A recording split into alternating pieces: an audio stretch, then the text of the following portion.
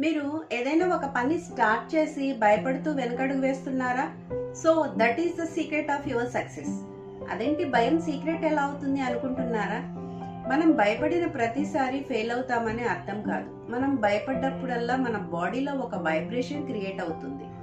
అదే వైబ్రేషన్ మనం ఎక్సైట్ అయినప్పుడు కూడా క్రియేట్ అవుతుంది. మరి రెండిటికి డిఫరెన్స్ ఏంటి అంటే mind language.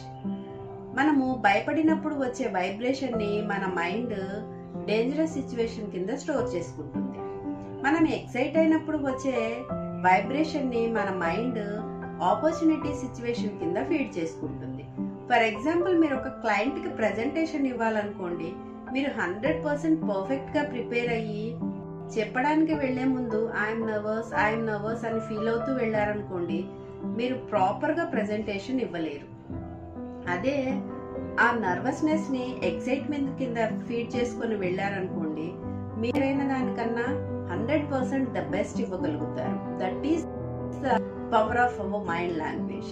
So next time మీరు ఎక్కడికైనా వెళ్ళేటప్పుడు అని నర్వస్ అనుకోకుండా ఐఎమ్ ఎక్సైట్ అని ఫీల్ అవ్వండి.